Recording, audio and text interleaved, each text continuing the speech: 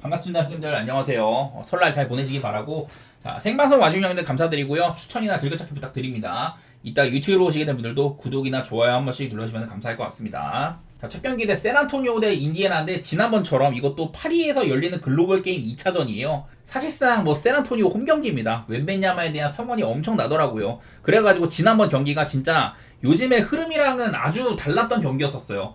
자, 이날 샌안토니오가 140대 110으로 승리를 했는데 30점 차나 났었죠. 이날이 샌안토니오가 내용을 보면은 자, 야투가 60.4%, 3.50%, 자유투 100%, 자유투가 6개밖에 없긴 한데 60, 50, 100이잖아요. 이런 기록을 달성했던 팀이 NBA 역사상 그 전에 두 팀밖에 없었습니다. 오클라호마랑 골스밖에 없었거든요. 샌안토니오가 60, 50, 100을 달성한 세 번째 팀이었다. 한마디로 그냥 올 시즌 베스트 게임을 한 거예요. 그리고 이날 뭐 특히 3쿼터 때 완전히 모멘텀을 가져오기도 했는데 반면에 인디애나는 요즘 흐름이랑 아주 달랐습니다. 뭐 야투 같은 거야 뭐 나쁘지 않았다고 한들 전반적으로 이렇게 3점도 안 들어가고 그냥 압살당한 경기라고 보시면 될 것 같아요. 최근 분위기 여기 밑에 있는 것처럼 최근에 인디애나는 그야말로 수비 귀신이었거든요. 수비도 잘하는데 사실 공격도 아쉬울 게 없었어서 인디애나 진짜 잘하고 있었는데 반면에 샌안토니오는 뭐 상대가 빡빡하긴 했어도 수비가 좀 문제가 있는 게 보이는 그런 양상이었었는데 그냥 그전이랑 아주 흐름이 달랐습니다. 그러다 보니 저는 이 경기도 그냥 위험하다고 생각을 해요. 저는 뭐 이번에는 그래도 인디애나가 저번처럼 엄청 저점은 아니겠지. 샌안토니오도 너무 진짜 말도 안 되는 고점이 뜬 게 아닌가 그런 생각이라서 저는 이번에는 그래도 인디애나가 막 반반을 맞추지 않을까 싶기는 한데요. 여전히 이 경기는 파리에서 열리는 경기고 웬베냐마를 비롯해서 거의 뭐 샌안토니오 홈 경기급이다. 이런 와중에 있는지라서 사실 글로벌 게임을 선택하는 게 좋은 판단은 아니긴 해. 개인적으로는 그래도 오바 정도는 나쁘지도 않을 것 같기도 하고 근데 오바가 안 나려면은 이게 인디애나가 그전까지 보여줬었던 그런 엄청난 뭐 수비력이라든지 샌안토니오의 뭐 턴오버 쇼 그런 것들이 나와야 되는데 근데 지금 파리 분위기로는 저는 어지간하면은 오바가 나와 보이긴 한 것 같아요. 뭐 인디 사이드를 살짝 보는데 이거는 안 보니만 못한 것 같고 다음 미네소타 대 덴버 경기는 일단은 요즘에 덴버는 엄청 잘합니다. 모두가 알고 있어요. 근데 이게 미네소타라는 팀이 작년에는 되게 잘했어. 미네소타, 덴버, 오클라호마 얘네 세 팀이 최종전까지 어느 팀이 1위를 할지 모르는 그런 싸움을 했잖아요. 근데 작년 미네소타와는 다르게 올 시즌에는 사실 조금 처져 있기는 하다. 덴버는 회복세에 있고 이러다 보니 두 팀의 분위기 차이는 확실히 있긴 한데 이게 덴버가 좀 미네소타한테 많이 약했었거든요. 지난 시즌도 해가지고 아마 3연패 중일 거야. 3연패 중. 자, 니콜라 요키치는 이제 통상 이제 덴버 상대로 최근에 10게임 동안 평균 30득점, 리바운드 11개, 어시스트 8개 뭐 이렇게 쭈르륵 해왔다고 하는데 보이는 건 뭐냐면은 여기 나와 있는 거 은근히 이제 요키치가 덴버 상대로 하는 야투율이 아쉬운 면이 좀 보이긴 하거든요. 물론 80%로 꽂은 날도 있지만은 요키치답지 않게 50%가 안 됐던 이런 경기들이 최근에 5경기 중에 3경기나 보여요. 난 이런 게 일단 약간은 아쉽고 그리고 이게 그 덴버라는 팀을 좀 보면요 형님들 이거 화면에 나온 거 이거 보시면 되는데 이게 뭐냐 세크전이랑 필라델피아전 이렇게 두 경기인데 자 이게 오른쪽에 보이는 이게 덴버의 어디서 슛을 쐈으며 들어갔고 안 들어갔고 그런 모양새를 보여준 건데 이거랑요 이건 세크전이고 그리고 이게 오른쪽이 또 필라델피아전이거든요. 보이는 게 뭐냐면은 상대 팀에 비해서 덴버는 특히 이렇게 페인트존 그리고 페인트존 중에서도 진짜 골 밑에 엄청 집중돼 있어요. 이것도 보면은 반면 막 세크라멘토는 이렇게 좀 편제되어 있는 반면 덴버는 엄청 인사이드에 집중된 게 보입니다. 그거 아니면은 외곽슛. 그러니까 한마디로 덴버는 3점 일단 많이 안 쏘는 팀인데 특히 인사이드도 막 페인트존처럼 어느 정도 좀 그 림이랑 거리가 있는 게 아니라 아예 그냥 골밑슛을 많이 노리는 팀이라는 거거든요. 이거는 그 요키치의 손끝에서 이제 커딘에 들어가는 서브룩이나 브라운 같은 애들 이런 애들이 크게 수혜를 보고 있고 그런 플레이들을 많이 하다 보니까 최대한 골밑이랑 가까운 데서 공격을 많이 시도한단 말이에요. 근데 이게 미네소타가 덴버한테 상성이 왜 좋냐면은 저는 고베어의 존재라고 생각을 합니다. 고베어가 막 덴버 상대로 엄청 뭐 기록이 좋다거나 그런 것까지는 아닌데 기본적으로 고베어는 이 친구로 드랍백을 써가지고 최대한 림을 지키는 수비 물론 그러면 좀 거리가 있기 때문에 미드슛을 쏜다든지 그럴 수도 있겠지만은 그거는 제가 봤을 때 요즘에 덴버 공격에서는 많이 안 나타나는 거거든요. 나는 고베어가 인사이드를 지키고 있는 게 이게 덴버한테 커딩 플레이를 많이 하는 서브룩이나 브라운이 다른 날보다는 조금 주춤할 수도 있다. 그런 생각이 약간 들기는 한 것 같아요. 그러다 보니 얘네 둘의 상대전적상으로 덴버가 미네소타한테 약간 열세인 부분이 그런 점에서 작용하지 않나 그런 생각이 들긴 들더라고요. 요즘에 근데 뭐 미네소타는 앤트맨이 내일도 뭐 캐셔널 붙어 있기도 하고 디빈첸조가 없어가지고 콜리 쓰고 있다 막 이러고 있는데 랜들도 안 좋고요. 그건 맞지만은 대신에 막 제이든 맥다니엘스가 직전 경기 때는 27득점으로 올 시즌 최고의 활약하고 낮에 리드도 많이 올라오고 있어요. 나는 덴버가 분명 요즘 폼상으로도 훨씬 나은데 미네소타한테 조금 힘을 못 썼던 거, 저는 전술적인 부분에서도 그런 게 약간 작용한다고 보거든요. 난 그래서 이 경기는 약간 조심하고 싶어. 요즘 분위기로는 덴버를 보고 싶지만은 미네소타한테 이제 올 시즌에도 한번 졌었고 작년에도 이제 마지막에 뭐 2번 정도 지기도 하고 전부 다 이제 그 플레이오프였었죠.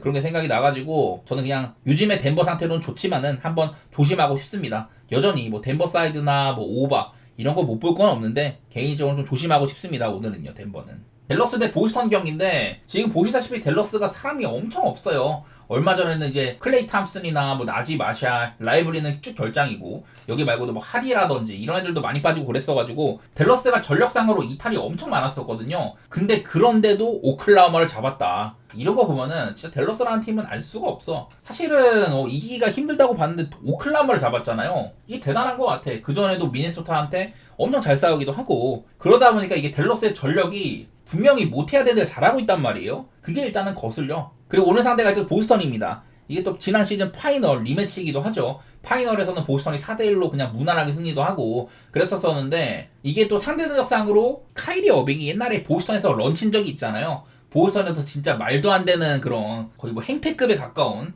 그런 추태를 부리고 브루클린 갔다가 댈러스로 오고 막 이랬었는데 그래서 지금 보스턴 선수들이 이 어빙에 대한 적개심이 엄청납니다. 그리고 또 어빙 자체는 작년에 이제 파이널에서 한번 1승이 있긴 하지만은 보스턴 상대로 전적이 엄청 안 좋아요. 제가 알기로는 아마 작년에 이제 파이널에서 1승 한 거 그거랑 아마 1승 15패 정도 막 이렇게 될 거야. 그 정도로 보스턴한테 엄청 약하거든요. 내일도 그래서 분명 이제 어빙은 드루 할러데이 견제를 엄청 받을 텐데 얘네들이 작년에도 파이널에서 붙었잖아요. 그래서 이런 것들 좀 준비를 했습니다. 드루 할러데이와 이제 카이리 어빙의 기록 같은 부분인데 보통 이제 위쪽에 있는 게 드루 할러데이, 아래쪽에 있는 게 카이리 어빙인데요. 이제 그 파란색으로 표시된 게 뭐 이긴 팀이다 그렇게 보시면 되는데 전반적으로는 드루 할러데이가 잘했습니다. 딱 한 번 이제 카이리 어빙이 35득점을 폭발했던 이런 날이 한 번 있긴 했었어요. 근데 이때 말고는 어빙이 완전히 많이 막혔습니다. 3점이면 3점, 뭐 야투면 야투 전부 부진했거든요. 딱 한 번 35득점 했던 거 말고는 전부 다 안 좋았었고 그리고 정규 시즌 2경기에서도 사실 뭐 드루 할러데이가 어빙한테 밀리는 활약을 한 게 아니에요. 뭐 리그 최고의 뭐 POA 디펜더라고 할 수 있는 드루 할러데이가 어빙을 좀 막아선다. 물론 막기 어렵긴 한데 근데 일단은 어빙을 어느 정도 좀 제어를 할 수 있을 것 같아요. 지금 댈러스는 어빙이랑 워싱턴 말고는 딱히 막 득점을 해줄 만한 애들이 별로 없단 말이야. 물론 지금 보스턴 상대가 엄청 안 좋아요. 얘네들도 요즘에 그냥 어이없는 패배 많이 하고 막 그런 것도 있어. 그래서 보스턴도 지금 믿고 갈 게 아닌데 저는 기본적으로 이거는 구도상으로 댈러스보다는 보스턴이 그래도 나아 보여요. 아무래도 뭐 여기 있는 라이블리, 돈치치 이런 핵심 선수들이 빠지는 것도 무시할 수가 없고 그래도 보스턴을 보는 게 맞는 거는 같거든요. 댈러스가 진짜 요상하게 잘하긴 한데 그래서 저는 일단 보스턴 승 쪽 보고 있습니다. 상대 전적도 그렇고 어빙한테. 그리고 언더도 보고 있는데 요즘에 그냥 댈러스라는 팀도 여기 보시면은 얘네들의 뭐 야투나 3점에 비해서는 득점이 저조한 편이고 수비에 비해서는 실점도 뭐 적은 편이다. 뭐 이런 것들 때문에 그냥 얘네들도 살짝 언더 낌새가 보여요. 돈치치가 없을 때는 원래 언더 팀이기도 하고 보스턴도 요즘에는 공격보다는 오히려 수비에서 좋은 부분들이 보인다. 그냥 이런 것들 때문에 언더 보는 건데 또 보스턴은 3점이 터지면은 그냥 오버가 쉽게 날 수도 있습니다. 그냥 이래갖고 이것도 쉽게 선택하기가 어려운 경기 같아요. 개인적으로는 나는 내일 댈러스가 좀 이기기가 어려운 경기지 않나. 그냥 그렇게는 보고 있습니다. 진짜 어빙이랑 워싱턴 모가지 썰리면은 이게 또 보스턴이 무난하게 갈 수 있는 게임이라고 보긴 보는데 핸디까지는 모르겠고요. 그냥 저는 보스턴의 일반승 정도로 조심하는 경기가 될 것 같아요. 다음 경기는 브루클린 대 마이애미 경기인데 그냥 브루클린은 지금 이게 제일 중요해요. 일단 내일 캠 존슨이 못 나옵니다. 그리고 그러면은 시몬스나 디안젤로 러셀이 내일 뛸 수 있냐 이게 문제거든요. 일단은 시몬스는 지금 또 퀘셔너블이 바뀌어 있어요. 그리고 디안젤로 러셀의 결장 사유로서 그 이제 퍼스널 리즌이라는 게 있거든요. 개인사적인 이슈로 결정할 수가 있다. 그런 게 있는데 까놓고 보면 디안젤로 러셀은 그런 개인사 문제 외에도 지금 정강이 쪽에도 문제가 있거든요. 그래가지고 나는 내일 일단은 캠 존슨이 빠지는 거 이게 일단은 브루클린은 좀 안 좋은 요소고 어떻게든 지금 브루클린은 져야 된단 말이야. 제가 매번 말하지만은 내년에 드래프트 픽이 4장이나 있어가지고 무조건 탱킹을 해야 된다. 드래프트 풀이 좋기도 하고 이런 시즌이어서 브루클린은 무조건 탱킹을 해야 되는데 내일 좀 빼줄 각이 좀 보이는 날이란 말이죠. 저는 여러 차례 디안젤로 러셀, 시몬스, 캠 존슨이 빠지면은 득점을 해줄 선수도 게임 세팅 조립을 해줄 선수도 없다. 개판이 된다. 이런 얘기를 매번 했었고 이런 예측은 한 번도 놓친 적이 없었어요. 얘네들이 그나마 선전할 때는 좀 말씀드린 이런 애들이 뛸 때라든지 그럴 때만 좀 선전을 했었는데 내일도 저는 꽤나 빠질 가능성이 어느 정도 있어 보이기는 해요. 새벽 경기여가지고 이것도 아침 8시 경기라서 결장을 못 보고 그냥 가야 되는데 나는 내가 봤을 때는 좀 빼줄 가능성이 있어 보여. 일단은 최근에 브루클린 5경기 동안 5연패여가지고 여전히 기록은 안 좋게 지키고 있고요. 반대로 마이애미도 요즘에 6경기 동안 1승 5패예요. 이 기간 동안 뭐 클파, 레이커스, 덴버, 미러키 뭐 어려운 상대들 많이 만나긴 했는데 그래도 뭐 중간에 샌안토니오 한번 잡은 적도 있었었고 그러긴 한데 일단 얘네들도 지금 버틀러가 징계로 결장을 하고요. 그리고 뭐 이제 켈렐 웨어를 센터로 쓰면서 투빅 실험을 한다든지 이러고 있는데 사실 마이애미도 오락가락합니다. 저번에 포틀랜드전에서는 이제 히로가 빠지기도 하고 약간 오락가락하긴 하는데 결국에는 이 경기는 브루클린은 못 봐요. 어쨌든 마이애미를 봐야 되지만은 과연 마이애미가 얼마나 해줄 것인가 그냥 그런 거는 좀 걱정이 되기는 합니다. 개인적으로는 얘네들이 지난번에 이제 좀 맞대결 기간 동안에도 그때도 계속 요즘에 보면 언더 양상이 많이 두드러지거든요. 내일도 210.5라서 되게 낮은 기준점인데 일단 최근에 3경기는 210.5 기준으로 전부 다 언더였었어요. 이거는 뭐 작년 전적도 있고 올해 전적도 있고 한데 올해도 이제 12월 24일이니까 이때는 막 본격적으로 탱킹에 들어갔다고 하기에는 약간 애매할 때거든요. 그때 일단은 언더가 한번 난 적이 있었었고 마이애미가 15점 차를 이겼습니다. 그리고 그전에는 이제 뭐 작년 성적이라 가지고 딱히 뭐 둘 다 뭐 잘하거나 뭐 달리거나 그럴 때는 아니었었는데 뭐 서로 간에 언더 게임도 많이 있고 양 팀의 플레이 스타일도 그렇죠. 마이애미도 오바팀이라고 보기는 어렵잖아요. 요즘에는 그나마 뭐 덩컨 로빈슨도 나름대로 플레이메이킹에 좀 도와주기도 하고 팀적으로는 굴러는 잘 굴러가고 있는데 저는 마이애미도 빠른 팀이라고 생각은 안 해가지고 얘네들이 뭐 3점이 대폭발한다든지 그런 것만 아니라면은 어지간해서는 언더 바라보는 게 옳다고는 생각을 하고 있습니다. 마이애미 사이드에다가 언더 내일 아마도 디안젤로 러셀이 못 나올 가능성이 조금 더 높지 않나 그런 식으로 추측성으로 한번 해보도록 하겠습니다. 그리고 샬럿 대 뉴올리언스 경기 일단은 내일 샬럿도 가장 중요한 선수 라멜로 볼이 또 결장할 가능성이 있습니다. 오늘도 이제 빠졌었는데 그래갖고 미치치가 대신 나왔죠. 샬럿은 라멜로 대신에 미치치가 나오면 굉장히 언더팀으로 갑니다. 오늘도 100점을 못 넘겼었죠. 근데 이게 하필이면은 샬럿은 그 라멜로가 없을 때는 되게 언더팀인데 이 뉴올리언스는 굉장히 빠른 팀이란 말이죠. 제가 요즘에 뉴올리언스는 그 이제 페이스 상으로도 굉장히 윗순위에 있다. 더구나 내일은 또 자이언이 뛸 거라고 하거든요. 지금 제가 알기로는 이브미시랑 자이언이 원래 퀘셔너블인데 그 중에 이제 자이언은 소식으로는 뛰는 쪽으로 하겠다 그런 얘기가 있더라고요.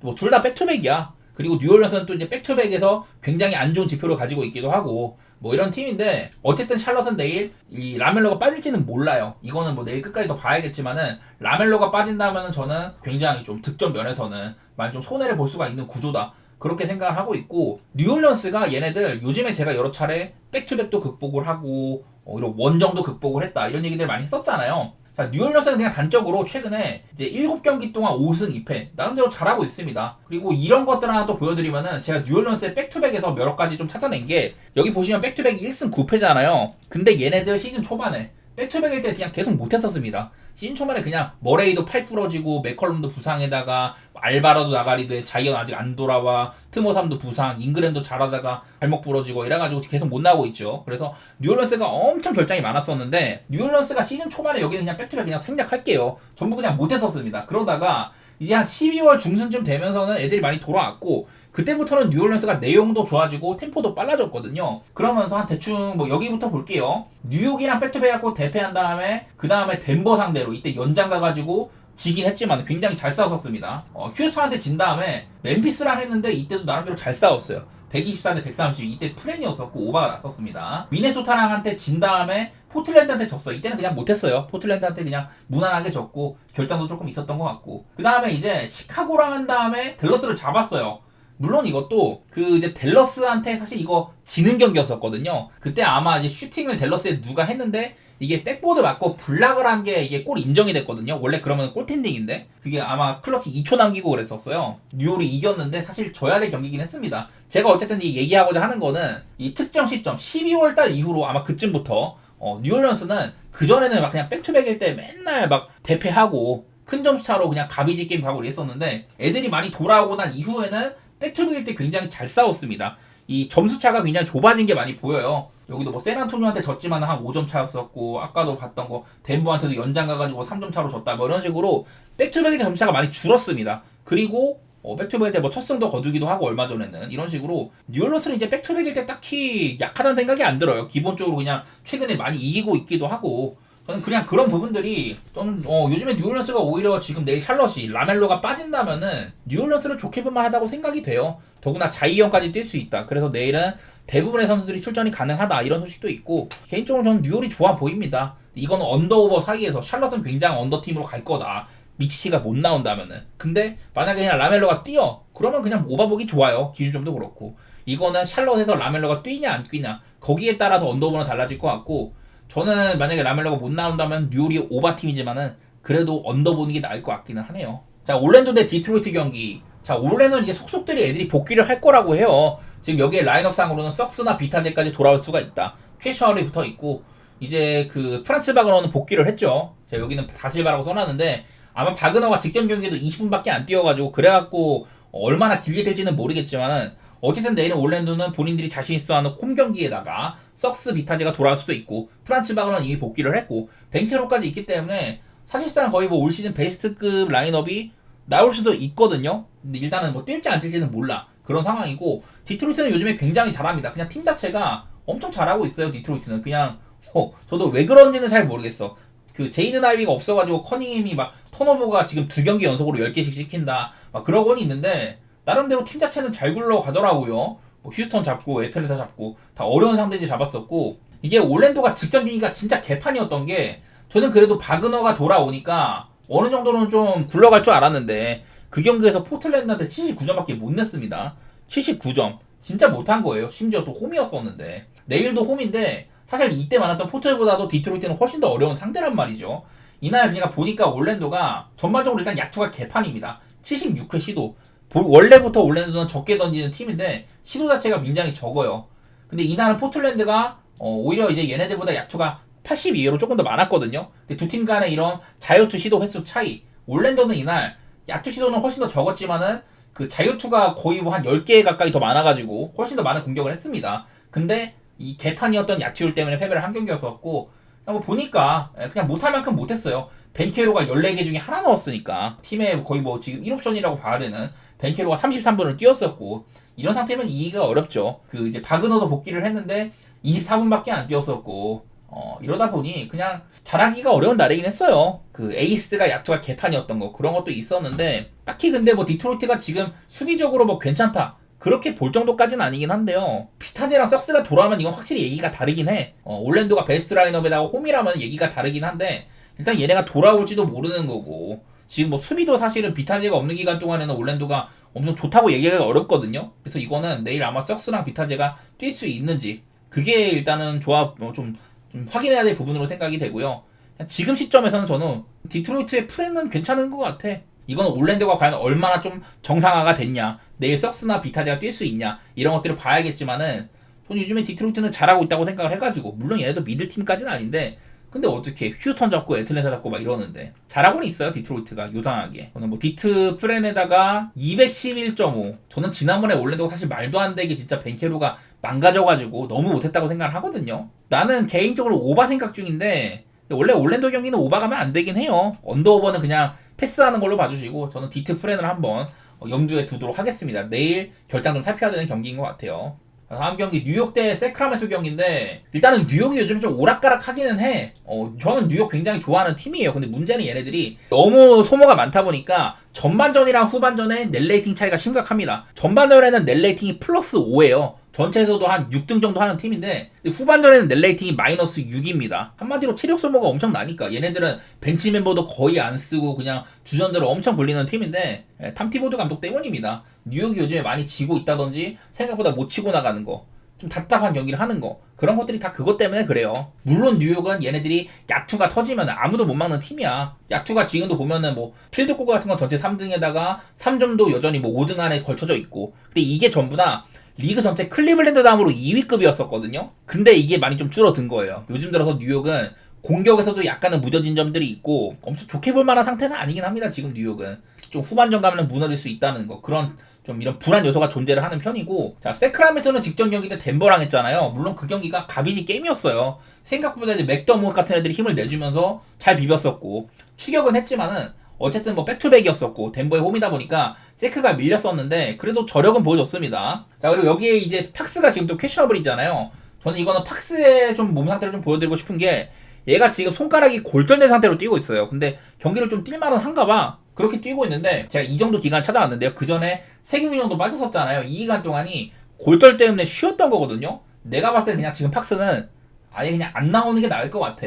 요즘에 기록이 정말 안 좋습니다. 그 이제 골절 이후에 최근에 6경기 억지로 경기를 뛰었는데 37분을 뜁니다. 엄청 많이 뛰죠. 근데 야투율이 36%도 안 되고 3점도 28.9%, 29%가 안 돼요. 이런 식으로 야투가 정말 개판입니다. 팀에 뭐 거의 뭐 1옵션급인데 37분 동안 득점 18점 해주고 있고 뭐 이러고 있으니 좋은 활약을 할 수가 없어요. 저는 개인적으로 팍스가 수비도 열심히 하고 클러치에 강자고 뭐 그런 건 좋게 보이는데 요즘 모양새로는 세크라멘토에 사실 그렇게 큰 도움은 안 된다 이렇게 보고 있거든요. 근데 문제는 세크라멘토가 에이스가 이 모양인데도 굉장히 잘하고 있다는 거거든요. 나는 그래가지고 세크라멘토가 5.5면은 프레임 값이 상당하다고 봐. 저는 그냥 세크의 프레임 보고 싶고요. 직전 경기 덴버한테 조금 무너지는 양상이라든지 종종 가끔 안 좋은 모습을 보여줄 때가 있기는 해. 얘네들도 뭐 안 풀릴 때가 있으니까. 미러키전처럼 그냥 초반부터 개발리는 경기 뭐 그런 게 있지만은 지난번에 뭐 골스전처럼 상대가 3점이 막 60%로 터지는데 그걸 뒤집기도 하고 그냥 세크라멘토는 저는 여전히 좋은 구간에 있다고 보입니다. 저는 세크 프레에다가 언더오버는 사실 이게 오바 보고 있는데요. 일단 요즘에 뉴욕 모양새로는 얘네들도 그냥 오바가 터지던 시절에 비해서는 약간 좀 애매한 것 같기는 해. 일단 근데 세크는 확실한 오바 팀이라 가지고 저는 오바 쪽으로 보겠습니다. 자, 다음 클리블랜드 대 휴스턴 경기인데요. 야, 얘네들은 이제 얼마 전에 경기를 했었었죠. 3일 전에. 그때는 휴스턴의 홈이었었고 클리블랜드가 원정이었었는데 그때 진짜 개판이었습니다. 솔직히 휴스턴이 홈골도 많이 받았었고 엄청 난전이었어. 계속해서 막 리드가 뒤집히고 이런 양상이었었는데 결정적이었던 거는 클리블랜드가 이날 갈란드. 저는 갈란드 올 시즌에 거의 뭐 올스타 레벨 활약이라고 보거든요. 올르바까지 들 것 같아. 되게 잘하고 있는데 갈란드가 시즌 자유투가 90%예요. 근데 이날에 8개 중에 3개 넣었습니다. 5개를 날렸거든요. 그거 다 넣었으면 아마 클리블랜드가 이기는 경기였었을 거야. 자유투를 90% 기록한 선수가 거기서 하필이면 좀 새가슴적인 면모가 나왔었다. 그리고 그 경기는 또 미첼이 존나 못한 경기예요. 이날도 미첼이 또 3점 같은 거 8개 중에 하나 넣고 되게 못했습니다. 그냥.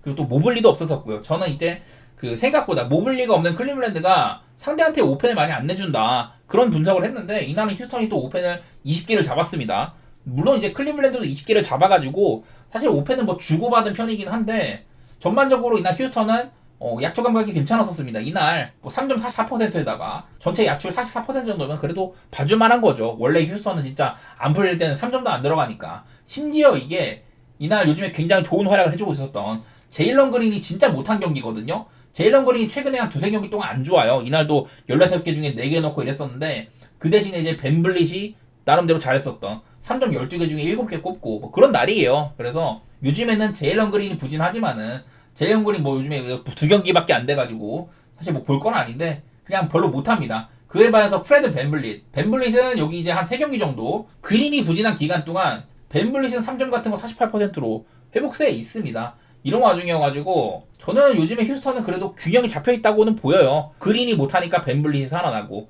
다른 애들은 여전히 뭐 맨날 잘해주고 있고 이래가지고 모르겠어. 내일도 그리고 클리블랜드가 이런 게 있거든요. 그 이제 3, 4번 자리에 윙자원들 자리가 원래 좀 클리블랜드가 윙자원이 많은 편인데 르버트, 오코로, 웨이드가 전부 지금 아웃으로 나와 있어요. 이게 바뀔지는 모르겠는데 현재로서는 애들이 많이 빠진다. 그리고 모블리도 지금은 퀘셔널로 나와 있긴 한데 아마 저는 못 나오는 쪽이 가까워 보이긴 해요. 아직까지는 복귀 신호라든지 이런 것들이 별로 없어가지고 그래도 모블리가 오면은 휴스턴 같이 저번처럼 오펜 리바 도전 많이 하는 그때보다는 잘 싸울 것 같기는 한데 기본적으로 좀 윙자원들 싸움에서 밀릴 가능성이 있다. 그런 생각이 듭니다. 미첼이 너무 오락가락이고 그나마 이제 타이 제롬이 어제 경기에서 필라델피아전에 되게 잘하긴 했어요. 그리고 클리블랜드는 백투백에 7승 1패 굉장히 강한 팀이긴 하거든요. 또 홈이기도 하고 올 시즌에 홈에서 뭐 21승 2패인가밖에 안 되니까 모르겠어. 또 휴스턴이 엄청 저점이 터져버리면은 되게 못합니다. 저번에 디트전처럼. 그러긴 한데 이게 클리블랜드가 너무 지금 윙자원들로 많이 빠져있고 타이제롬한테 이게 또 원래는 벤치 구간에서 타이제롬한테 의존을 해야 되는데 지금 벤치 구간에 다른 애들이 되게 못하거든요. 지금 뭐 샘 메릴이라든지 또 다른 애들 되게 못해. 그래서 나는 클리블랜드가 지금 뭐 미첼이 얼마나 잘해줄지는 모르겠어요. 윙자원들도 지금 두텁지 못한 상황이고 모블리까지 없다. 저는 결장 상황이 너무 안 좋아 보여요. 이거 클리블랜드가. 난 그래서 한 번 더 휴스턴의 프렘 보고 싶기는 해. 이것도 휴스턴이 뭐 제일런 그린이 흔들린다든지 그런 게 있기는 한데 저는 일단 휴스턴 프렌 쪽으로 한번 생각해 보도록 하겠습니다. 이것도 내일 좀 더 모블리가 진짜 뛰는지 안 뛰는지 좀 살피고 싶고 결장도 확연하게 보고는 싶은데 어렵지만은 휴스턴 프렌즈 쪽으로 살짝 생각해보고 오바 쪽으로 볼게요. 지난번에도 저는 그거 자유투라든지 이런 것들 좀 더 들어갔으면은 좀 편안하게 오바를 볼만하다고 싶었는데 그날 클리블랜드가 야투가 42.3%, 3점 31.7% 전혀 클블답지가 않았어요. 저는 그때보다는 조금 나아진다면은 그래도 오바가 조금 더 편한 선택지지 않을까 그렇게 보도록 하겠습니다. 자, 그리고 애틀랜타 대 토론토 이 경기도 또 이제 다시 만나는 거거든요. 이틀 만에 그때는 아마 토론토 홈이었는데 오늘은 또 애틀랜타 홈이에요. 이때 122 대 119로 토론토가 이겼었는데요. 자, 이날은 근데 제가 분석을 주면서 애틀랜타 요즘에 은근히 언더 게임이 많다. 토론토 얘네들 최대한 적게 쏘고 상대도 최대한 못 던지게 한다. 언더 게임을 예상을 했는데 점수가 뭐 240점이 넘게 났습니다. 근데 이날 좀 뜯어보면은 애틀랜타는 기본적으로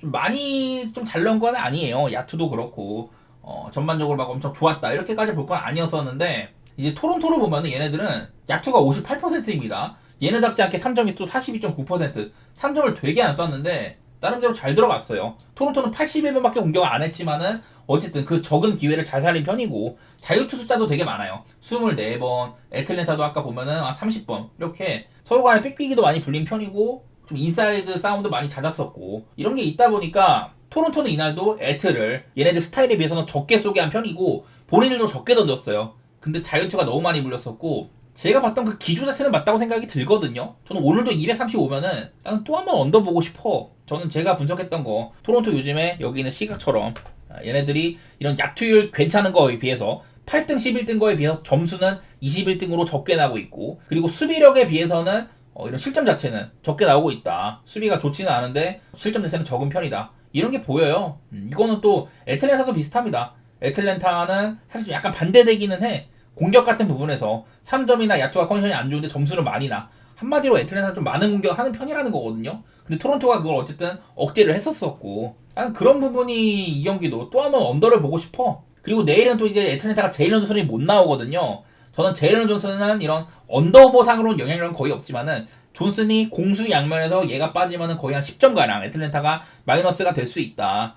그런 부분들을 얘기를 했던 것 같습니다. 뭐 요즘에 오콩우가 선발로 뛰면서는 전반적으로 애틀랜타가 얘가 이제 한 25분 이상을 뛰는 경우에는 많이 이겼다 그런 얘기도 했는데 사실 물리적인 높이가 조금 약하다 보니까 토론토같이 길쭉이들한테는 약간 고전을 했었거든요. 그래서 토론토가 약간 좀 세컨한스에서 많은 좀 기회를 더 가져가기도 하고 이랬었는데 저는 저번이랑 시각은 비슷해요. 언더로 또 한번 볼 것 같고 그리고 요즘에 이제 애틀랜타가 좀 보그다노비치가 약간 살아났거든요. 그 전까지는 되게 못했어.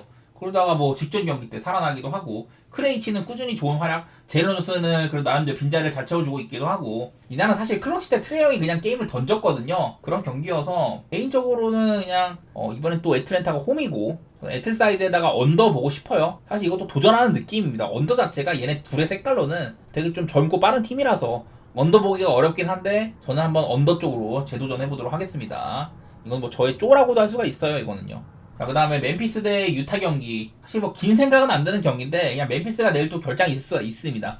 요즘에 애들이 많이 복귀를 하긴 했는데 또 이제 모란트랑 그 알다마가 직전 경기 때 빠졌었잖아요. 글쎄 알다마랑 모란트가 지금 또 얘네들이 감기 그 질병이 걸렸어요. 아마 독감인 것 같은데 지금 미국도 독감 같은 게 대유행입니다. 그래서 좀 질병적인 이슈 때문에 결장이 있을 수가 있다. 뭐 그런 건데 사실 저는 모란트 두고는 얘가 뭐 선발로 뛰든 안 뛰든 팀적으로 이런 내용 자체는 크게 상관이 없다. 물론 모란트가 맨피의 얼굴이긴 하지만은 근데 멤피스의 플레이 스타일 자체는 워낙에 벤치도 많이 쓰는 팀이고 뎁스가 워낙 좋다 보니까 사실 뭐 크게 상관은 없다. 이런 얘기들 많이 들었었어요. 그리고 요즘에는 멤피스의 중심은 모란트라기보다는 저는 베인으로 보이거든요. 자, 이제 1월달에 베인 볼게요. 9경기 중에 8경기에서 50% 이상의 야투를 보여줬었다. 그리고 6경기 동안, 지난 6경기 동안은 3점이 55.5%다. 존나 잘한다는 겁니다. 경기당 21.7점, 어시스트 뭐 6.4개. 굉장히 잘하고 있다는 거예요. 한마디로 베인이 완기를 했어요, 지금. 내일 그리고 이제 또 결장 상황이 어제는 빠졌지만 오늘은 또 나올 수도 있는 거고 백투백 중에 한 경기를 관리해줄 수도 있는 거고 과연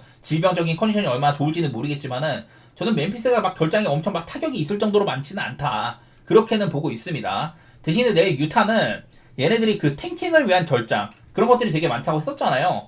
얘네들도 올 시즌을 던졌기 때문에 막 얘들 휴식을 많이 주고 그랬었는데 일단은 내일은 그냥 콜린스만 빠지는 것 같아요. 여기 뭐 마카넨이나 캐슬러, 섹스턴 이런 애들의 결장 소식은 없는 것 같고 현재까지는 뭐 유타가 이 정도로 뛸 수 있으면은 그래도 괜찮은 거긴 해요. 근데 저는 유타는 근데 멤피스의 속도 따라하기 좀 어려울 것 같아. 기본적으로 이거는 서부 3위와 서부 꼴찌의 대결이기도 하고 그리고 기록상으로 둘 다 지금 턴오버가 엄청 많잖아요.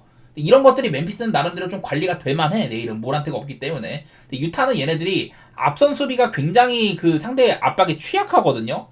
막 제일런 웰스라든지 뭐 베인 같은 애들 이렇게 좀 타이트한 이런 것들 좋아하는 애들 이렇게 잘하는 애들이면은 저는 유타가 내일도 좀 고전할 만하다고 보기는 합니다. 이거는 저는 멤피스의 속도 그리고 이런 뎁스 이런 차이 때문에 기본적으로 앞서 있다고 보고 저는 똑같이 모란트가 있든 없든 멤피스 색깔대로 페이스 앤 스페이스 그거대로 갈 것 같고요. 저는 오바에다가 뭐 멤피스 사이드로 10.5지만은 멤피스 쪽으로 좋게 보겠습니다. 멤피스가 뭐 홈에서는 원정보다 훨씬 더 잘하기도 해요. 자, 다음 경기는 시카고 대 필라델피아인데 이거는 필라델피아가 일단은 백투백일 때 전패거든요. 내일도 그리고 뭐 엔비드가 없어. 그러긴 한데 오늘 클리블랜드라는 팀을 잡아내는 진짜 고점이 터졌었다. 이게 보이잖아요. 근데 참 이게 그러니까 필라델피아 요즘 반대복이 좋았었어. 백투백일 때 굉장히 약하다는 점이라든지 그것 때문에 원래 시카고를 좀 보려고 했는데 사실은 필라델피아가 직전 경기를 고점이 뜨는 바람에 물론 그게 뭐 쭉 갈 리는 없을 것 같아요. 필라델피아가 올 시즌에 보여준 면도 그렇고 오늘 하루 잘했지만 이거가 계속 가겠냐. 그 전까지는 뭐 7연패였었으니까. 클리블랜드 상대로 굉장히 잘하긴 했지만은 어쨌든 백투백일 때 약하고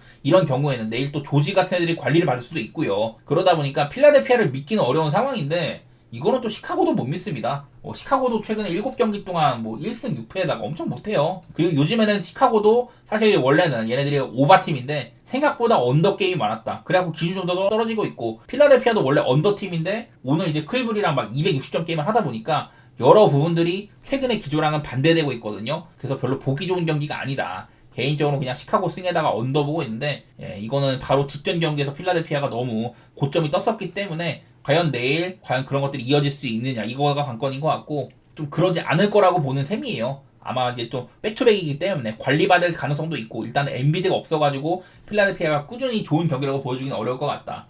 그런 부분들이 작용을 할 것 같습니다. 근데 뭐 언더 같은 것도 상대가 시카고라서 이것도 어려워요. 그냥 안 건드리고 싶은 경기라고 생각하시면 좋을 것 같습니다. 자, 그 다음에 이제 골스 대 레이커스 경기인데 골랄 대전이죠. 늘 이제 꿀잼 매치인데 사실 그냥 보이는 거는 오늘도 기준점이 220.5밖에 안 되는데요. 얘네들의 매치업상으로는 그냥 그동안 오바가 엄청 많았었습니다. 자, 최근 이제 골스와 레이커스가 매년 많이 붙고 있는데 7경기 동안 계속 오바였었네요. 양팀의 맞대결 상으로. 그리고 그게 전부 다 최근 2년 안에 펼쳐진 경기거든요. 얘네들 뭐 플레이오프에서 만났을 때도 오바 게임이 많았었고 그러다 보니 난 일단 오바가 제일 나아 보이기는 해. 따지고 보면 레이커스는 요즘에 오바팀이라 보기가 어렵고 골스도 마찬가지예요. 그냥 커리가 있을 때는 조금 더 점수가 많이 난다. 그런 건 있는데 사실 얘네 골스도 팀 이름 빼면은 팀 이름 가리고 보면은 그냥 성적만 보면 얘네들 존나 못하는 팀인데 그냥 그럴만해. 되게 못하거든요 사실은. 그러니까 얘네들 믿고 가면은 못하고 반대 가면은 야 이거 골스인데 이것 때문에 짜증난단 말이야. 그 레이커스도 늘 이제 AD가 족저근막염 때문에 계속 고생을 하고 있고 나이 40살에 르브론 1옵션을 하고 있고 이러다 보니까 얘네들도 보기가 좀 빡세요. 또 레이커스가 홈도 아니고 원정이다 뭐 이런 것도 있는데 더구나 요즘에는 양팀 다 이렇게 보면은 점수가 되게 안 나는 편이거든. 양팀 다 5경기 기준으로 골스는 평균적으로 한 217점 정도, 레이커스는 한 214점 정도 이렇게밖에 안 뜨고 있어가지고 오바도 사실 볼 게 안 되기는 해요. 그리고 내일은 레이커스가 또 이제 그 벤더벨트 수비가 상당히 좋은 벤더벨트가 복귀할 수 있다고 해가지고 저는 그냥 희소식은 레이커스가 조금 더 있는 것 같습니다. 어쨌든 골스는 그린이 없는 경기고 이러다 보니 저는 그냥 지표 따라가려고요. 그냥 오바 한번 보고 싶고 양팀의 맞대결 또 꿀잼 매치겠구나. 근데 언더게임 양상으로 그렇게 막 꿀잼 매치가 펼쳐지지는 않을 것 같고 저는 그냥 레이커스 사이드에다가 오바 보고 있는데 근거는 많이 없어요. 그냥 최근에 골스, 레이커스 둘 다 오락가락 많이 합니다. 그나마 이제 레이커스가 막 보스턴도 잡고 하면서 분위기 자체는 괜찮은 편인데 근거는 많이 없는 경기인 것 같아요. 피닉스 대 워싱턴인데요. 이거는 그 지난번에 맞대결이 한번 있었는데 그때는 이게 진짜 별로였었습니다. 그 워싱턴이 어떤 시점에서는 벌써 막 20점 차가 넘게 나는 경기였었어요. 원래 그냥 가비지 게임이었었는데 이게 그 피닉스가 4쿼터 때 엄청 고전했었습니다. 워싱턴이 맹추격을 했고 그래가지고 원래 주전들 다 빼고 가비지 멤버를 쓰다가 갑작스럽게 주전을 투입을 했거든요. 경기는 그래갖고 7점 차였었는데 워싱턴이 막바지 때 맹추격을 했었던 그냥 그것만 기억이 나요. 그러다 보니 지금은 뭐 피닉스가 리차즈가 오면서는 좀 리바운드 간수도 잘 되는 편이고 워싱턴같이 오펜을 많이 뺏기는 팀한테는 또 장점으로 작용할 만도 합니다. 워낙 이제 부커나 듀란트 같이 맹수들이 있기 때문에. 그래서 피닉스를 당연히 좋게 볼 만한 경기예요. 그냥 워싱턴은 얘네들 가끔 가다가 잘하는 거고 기본적으로 올 시즌 원정에서 가장 못하는 팀입니다. 제가 알기로 지금 원정에서 아마 17연패인가 그럴 거거든요. 요즘에 뭐 골스, 세크, 레이커스, 클파 서부 그냥 로드트립 원정을 계속해서 다니고 있는데 전부 다 그냥 한 경기도 비빈 적이 별로 없었어요. 그나마 이제 골스한테 조금 비볐고 세크, 레이커스, 클파한테는 전부 그냥 무난하게 마헨당했거든요. 이거는 피닉스를 지금 뭔가 장담할 수 없는 상태여가지고 조금 헷갈려.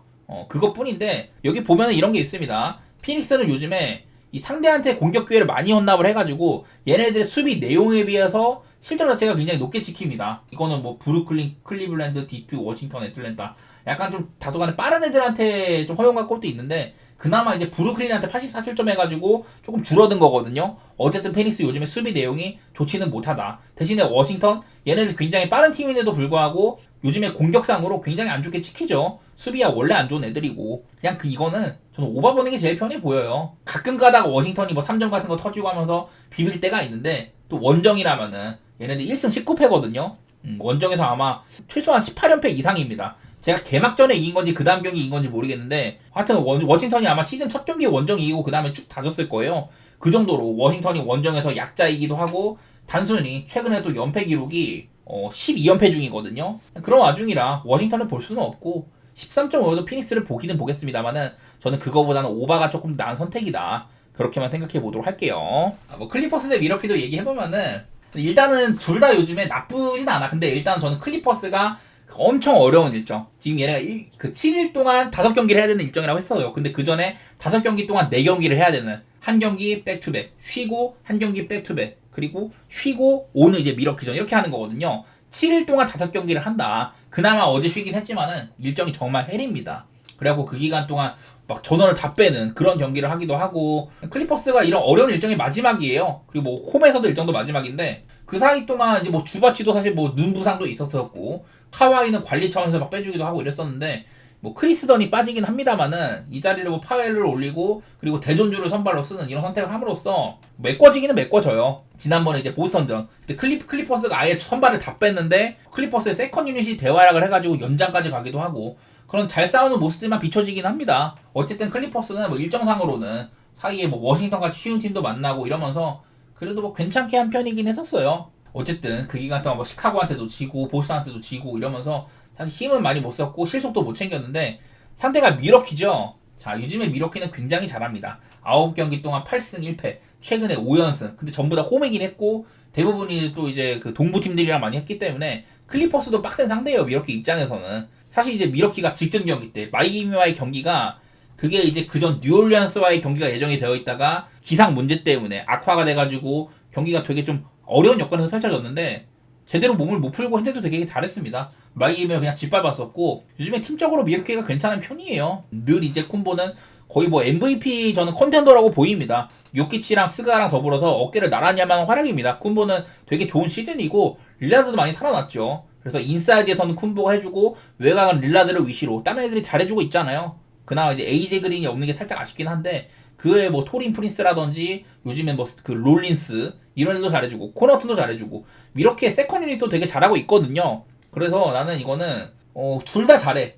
둘 다 잘하는데 일정상으로는 클리퍼스가 홈이지만은 아쉬운 부분이 있다. 체력적인 한계도 보이고. 근데 보이는 건 그냥 클리퍼스가 요즘에 수비 스탯은 굉장히 좋게 찍히거든요. 5경기 동안 이게 백투백 일정도 많고 그랬었는데도 수비 자체는 굉장히 잘 유지가 되고 있는 편이에요. 뭐 미러키도 요즘에 보면 미러키가 이제 점수가 되게 많이 나거든요. 근데 요즘에 미러키가 5경기 동안 세크, 올랭, 토롱, 필라, 마엠 이렇게 만나가지고 평균적으로 126득점에다가 뭐 야투 내용이 이래요. 그냥 요즘에 특히 잘하는데 공격이 살아난 게 크다. 얘네들이 막 독감 때문에 고생하다가 어쨌든 NBA 컵 대회 이후로 그런 컨디션 문제를 딛고 나서는 굉장히 잘하고 있는 편이거든요. 특히 이게 미러키가 잘하는 거는 수비도 수비지만은 공격이 뒷받침되는 게 크다. 이래가지고 이 경기가 뭔가 클리퍼스 색깔대로 언더가기가 조금 빡세요. 제가 봤을 때는. 워낙에 요즘 미러키가 리그 최고 수준의 공격을 보여주고 있다 보니까 쿤보라는 치트키도 있고 그래갖고 이건 저는 언더보기 좀 어렵다고 보고 그냥 클리퍼스의 일정이나 그리고 미러키가 공격력 때문에 언더보기가 어렵다면은 그냥 밀키 프렌 보는 게 제일 좋아 보여요. 이런 상태인데 아무리 미러키가 원정에도 프렌을 받았으면은 저는 그냥 프렌 누르고 싶은 경기인 것 같습니다. 그냥.